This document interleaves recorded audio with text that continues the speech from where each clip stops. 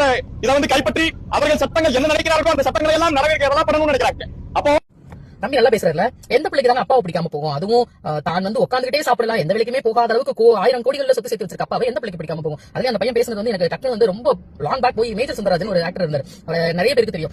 அவர் இங்கிலீஷ்ல பேசுவாரு, அப்படியே டிரான்ஸ்லேட் பண்ணி தமிழ்ல பேசுவாரு. அது மாதிரி தம்பி பேசிருக்காப்ல, நல்லா பேசுறாப்ல.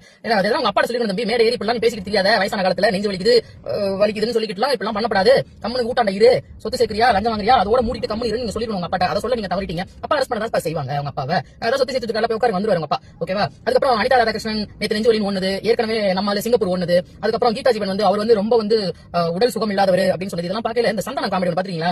சுகர் வந்தவன், பிபி வந்தவன், பரிசு வந்தவன் எல்லாம் ரவுடியா வச்சு சுத்திட்டு சொல்லுவார்ல, அது மாதிரி இருந்தது. இவ்வளவு நோயை வச்சுக்கிட்டு என்ன டேஷ் கடா, என்ன மயிருக்கடா, மேடை ஏறி இந்த கத்துக்கத்தையெல்லாம் உங்களுக்கு நெஞ்சு வலிக்கலையா? தாவேக அரசு ஒழிக, தாவேக அரசு 6 மாசத்துல கவுந்துரும், முட்டா அமைச்சர் சரி ஆதவர்ஜுனா சொன்னாரு. அந்த ஆதவர்ஜுனா பேரையே உங்க எம்எல்ஏக்கு சொல்ல வரல. யாருக்கு? அனிதா ராதாகிருஷ்ணனுக்கு. அவன் இருக்கானே யாதவர்ஜுனா, அவர் பேர் ஆதவர்ஜுனா. என்னது? ஆதவ். ஓகேவா? திடீர்னு அவருக்கு கத்திக்கிட்டே இருக்க அரஸ்ட் பண்றவங்க இல்லையா, நெஞ்சு வலி வந்துச்சு. ஏன்னா உங்களுக்கு கொஞ்சம் கூட இந்த பேசிக் சென்ஸ் இருக்கு இல்லையா? அவர் பேசின வீடியோவை, மார்க்கெட்டிங் பேசின வீடியோவை சோஷியல் மீடியால அவ்வளவு ஸ்ப்ரெட் ஆயிருக்கு. பச்சையா அவர் கொலை மிரட்டல் விட்டுருக்காரு. அதனாலதான் அரெஸ்ட் பண்ணி ரிமாண்ட் பண்ணிருக்காங்க. ஓகேவா? இனி எதுவுமே நடக்காத மாதிரி ஏதோ சும்மா எதிர்த்து பேசுறது மாதிரி, அதாவது போற பக்கம் அப்படி எதிர்த்து பேசுறவங்க எல்லாம் அரெஸ்ட் பண்ணணும்னா இந்த புழல் ஜெயில், சென்னையில இருக்க புழல் ஜெயில் பத்தாது. இந்த திமுக காரங்களையும் நாம் தமிழர் கட்சிகளையும் தூக்கி உள்ள வைக்கணும். அதாவது ஒருத்தர் பேசிட்டாங்கப்பா அப்படி நாளைக்கு உள்ள வச்சோம் அப்படின்னா இந்த ஜெயில் பத்தாது. ஓகேவா? அவர் கொடுத்தது எப்படி சொல்றது, நேருக்கு நேரான கொலை மிரட்டல்.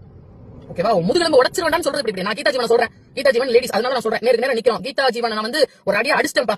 ஓகே, நான் டைரக்டா கொலை மிரட்டல் வரேன். இப்பெல்லாம் பேசினா அவ்வளவுதான், மூஞ்சி முகரெல்லாம் உடைச்சு ஓகேவா உன்னை கொன்றுவேன் அப்படின்னு சொன்னா கீதா ஜீவன் மேல கேஸ் போட மாட்டீங்களா? நீங்க சொல்லுங்க மேடம், நியாயமா பேசுற மேடம், நீங்க சொல்லுங்க. திமுக ரொம்ப நல்ல கட்சி, டிவிக்கு அதிகார துஷ்பிரயோகம் பண்றாங்க, நான் உங்கள்கிட்ட சொல்றேன் உங்களை கொன்றுவேன்னு சொன்னா நேருக்கு நேரம் நீங்க சொன்னா நீங்க அதை போட்டோ எடுத்து வீடியோ எடுத்து என்னை தூக்கி சோசியல் மீடியால போட்டு என் பேர்ல கேஸ் ஃபைல் பண்ணுவீங்களா மாட்டீங்களா?